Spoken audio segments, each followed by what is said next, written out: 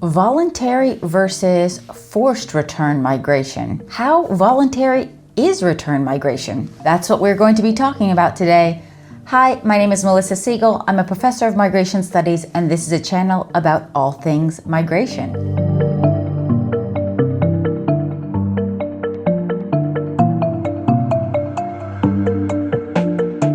So let's get started. What is return migration? So the International Organization for Migration defines return as an act or process of going back to or being taken back to the point of departure. Now, in reality, return takes a lot of different forms. So one of the most widely recognized classifications is the dichotomy between forced and voluntary return. But how are these defined, and should we even be using or seeing return migration in this dichotomy? So let's look at some of the definitions of forced return versus voluntary return. And what are the distinctions? Now, on forced return, again, the International Organization for Migration defines this as the act of returning an individual against his or her will to the country of origin, transit, or to a third country that agrees to receive the person, generally carried out on the basis of an administrative or judicial act or decision. Now, the most extreme form of forced return is removal, and this is the act following a deportation, expulsion, or removal order by which a state physically removes a non-national from its territory to his or her country of origin or a third country after refusal of admission or termination of permission to remain. Now, voluntary return, in contrast, occurs when a migrant independently chooses to return to their country of origin, transit, or another destination. Now, the IOM defines this as the assisted or independent return to the country of origin, transit, or another country based on the voluntary decision of the returnee. Return can take at least two forms. You can have spontaneous return, and this is when a migrant independently returns to their country of origin without assistance from a state or an international organization. We can also have what is called assisted voluntary return. So assisted voluntary return is when migrants receive administrative, logistical, or financial support, which can also include reintegration assistance, to return to their home country, particularly if they lack resources to remain in the host country, or if they lack the possibility to stay in the host country. Now, regardless of this IOM classification, the European Commission refines these definitions by distinguishing between voluntary returns, so the return of legally staying third country nationals, and voluntary departures, which is the voluntary compliance with an obligation to return of illegally staying third country nationals. So you can already start to see a slight distinction here. So in reality, the idea of forced versus voluntary return is contested. So return migration is best understood as a spectrum where degrees of choice and coercion are intertwined. So voluntariness here is shaped by factors like economic stability, legal status, and personal circumstances. Many scholars have conceptualized this spectrum of return, highlighting how different returns fall along a continuum rather than this strict division of forced versus voluntary. And I'm going to go through a few of those. So one spectrum that some scholars used is to look at those who are most voluntary, then a kind of middle ground, and those who are most forced. So in this most voluntary category here, we see return migrations really led by the migrant, where individual returns are due to personal choices such as career shifts or family reasons or retirement migration. This is, for instance, where migrants return after accumulating wealth and fulfilling their migration goals and then decide they would like to go home. So in this middle ground category, we could see assisted voluntary return programs as categorized in this middle ground. So even though they're often labeled as voluntary, their voluntariness is questioned as they occur under significant constraints. By constrained circumstances, we can mean the rejection of their asylum claim or a lack of legal stay options.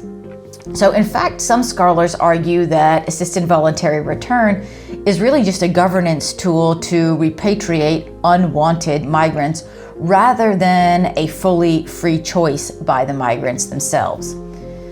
So they're actually often harshly criticized for often returning individuals to countries where their safety cannot necessarily be ensured. Now, on the other extreme, we have the most forced returns. Deportation and repatriation are clear cases of forced return. What is most evident is that deportees face severe stigmatization, economic hardship, and in some cases, threats to their safety. An example of this can be the rejected asylum seekers sent back to conflict zones where they face life-threatening conditions, such as in Afghanistan, for example, where people might be deported back to Afghanistan. So an even more elaborated continuum is done by Salant and Newland from 2018. And in their work, Balancing Acts, Policy Frameworks for Migrant Return and Reintegration, of course, as usual, I'll put all of the references in the description.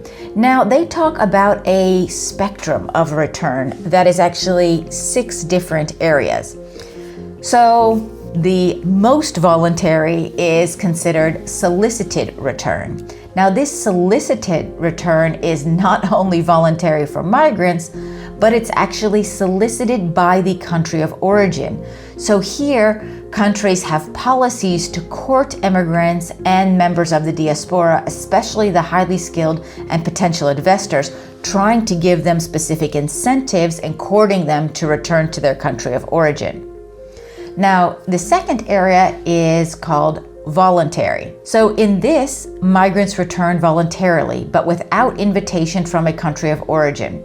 So reasons for this could include retirement, reunification with family, or belief that the country of origin conditions have improved and having achieved their migration goals. All right, so this could be like acquiring specific skills through education or financial savings and then deciding they've reached their goals and they want to return. Now, the third area is called reluctant return. In reluctant return, migrants have not lost the legal right to remain, and return is voluntary but reluctant. Factors here could include inhospitable political or social climates in the destination country. We saw this a lot during Brexit, actually, or the inability to bring family to join them, or difficulty in achieving their goals in the destination country, or even things like homesickness. Now, the fourth area is what we call pressured return. And here, migrants are strongly pressured by their destination countries to depart, with some offering voluntary returnees a limited time cash payment. This often happens in times of economic crisis and high unemployment. But here still, migrants do have the right to stay in the country of destination. Now, under obliged return, migrants do not have the right to remain in the destination country and are ordered to leave. Those who comply may receive return and reintegration assistance, while those who do not can face legal sanctions. So again, here, they are not able to stay in the current country of destination. They may be given assistance, but they are supposed to leave the country. And the final category is called forced return. So migrants who are legally required to leave the destination country, but have avoided doing so and are physically detained and forcibly deported, are people who we can consider under this forced return. Now, finally, given all of these nuances, one of the best ways to evaluate voluntariness is to determine whether a person has reasonable or acceptable alternatives. So a return might be legally classified as voluntary, but if the alternative is destitution or imprisonment, then voluntariness really becomes questionable.